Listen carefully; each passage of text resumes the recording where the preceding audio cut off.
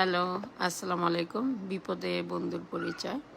আসলে কথাটা 100% সত্যি। আপনি যখন বিপদে পড়বেন তখন আপনি আপনার লাইফের কে বন্ধু, কে শত্রু বা এটা মন থেকেই আপনি বুঝতে পারবেন যে কে আপনার কতটুকু আপন। তো যাই হোক, যেহেতু আমার পা ফুলে গিয়েছিল, তো আমি থানায় আমাকে ডাকানো হয়েছে। তো থানায় যাব। তো থানায় আমাকে সম্পূর্ণ কেয়ার করে নিয়ে গেছে আমার ছেলের বন্ধু। তো ওর এই ঋণ আমি কখনোই শোধ করতে পারবো না। আসলে একদম মনে হয়েছে যে আমার ছেলেই আমাকে ধরে নিয়ে যাচ্ছে। তারপর দেখতেছি আমার আগে ওই এসে গাড়িটা খুঁটিনাটি চেক করতেছে, গাড়িটার কোথায় কি হইলো। কারণ ওরা তো গাড়িটাকে ভালোবাসে, কারণ গাড়িটা নিয়ে ওরা বের হয়। তো ওদের আমার থেকে বেশি ভালোবাসা ওদের গাড়ির প্রতি। তো যাই হোক, গাড়িটা দেখতেছিল, গাড়িটা হচ্ছে সাইড দিয়ে লাগছে, আর ওই যে সিএনজি, ওই সিএনজির সাথে গাড়িটা হচ্ছে ধাক্কা লাগছিল।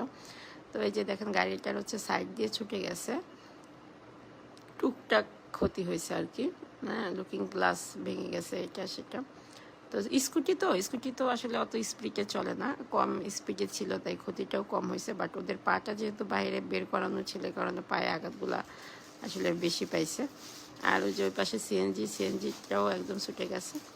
আর এই যে এই ভাইয়াটা, ইনিও খুব ভালো একজন মানুষ, আমাদেরকে এতটা হেল্প এবং সাহায্য করেছে। ইনি হচ্ছে আমার ছেলেরই একটা ফ্রেন্ডের রিলেটিভ।